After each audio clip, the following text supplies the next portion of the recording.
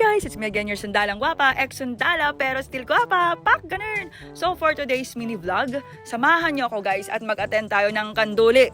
So sa mga hindi nakakaalam ng kanduli, pa-blessing siya, okay? So Maguindanaon term siya sa amin, ibig sabihin, meron kaming konting pakain. Ay hindi pala ako, yung kapatid ko. Kasi meron silang pa-house blessing, so syempre meron konting salo-salo. So tara, samahan niyo ako. Actually guys, late na akong dumating kasi nga si madam naligo pa. Kaya nakakahiya naman na mag-attend ako na hindi ako fresh oy. Yung tipo nakakagising mo lang, meron ka pang muta, may laway ka pa, o diba nakakahiya sa mga bisita. Para sa kaalaman ng lahat guys, no, lahat ng kapatid ko sa bahay, si mamang, lahat sila iniwan na ako. Ako na lang talaga ang naiwan. So syempre call yung kapatid ko, asaan ang madam? Sabi ko, coming na. So pagdating ko doon, diba buti at marami pang foods at nakahabol ako sa masasarap na pagkain na yan. So guys, pagdating mo talaga doon, no, ang first ko talagang tiningnan is yung kaldero.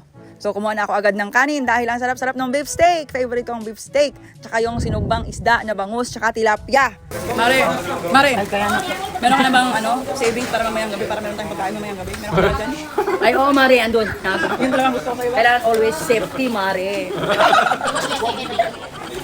Alam nyo ba guys ha, one day before pa lang, nag-invite na yung sister-in-law ko. Sabi niya, meron daw siyang kanduli. So sabi ko sa bahay ha, kagabi after ko mag-judge, sabi ko, bukas merong kanduli. So walang magsaing, okay? Huwag tayo mag-breakfast kasi yung kanduli is lunch time. So doon tayo magla-lunch sa kabilang bahay. And of course, magkain tayo ng marami para hanggang gabi. So hanggang gabi na siya guys, wala nang magsasaing para tipid. So guys, pag alis ng mga ustad, doon ako nagtambay sa kanilang table dahil maraming pagkain sa mesa nila, sayang. Baunin ko pa yun sa bahay. Oy, marami ako itong alaga.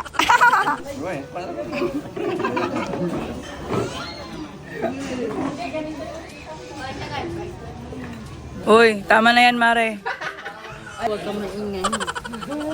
At syempre guys, 'di ba nakakahiya naman na nakikain lang kami doon, no? So ayan, tumulong-tulong sila maghugas ng plato, 'di ba? Para hindi naman nakakahiya na kumain na kami. Tapos may take out pa, 'di ba? Sige na, continue. Tapos pala maghugas lang pala ka ng plato. Hoy Ara, trabaho kayo diyan na kulot, trabaho. So guys, yun lang yung simpleng ganap sa aming kanduli. So thank you so much for watching. Don't forget to follow, like, and share. Mama!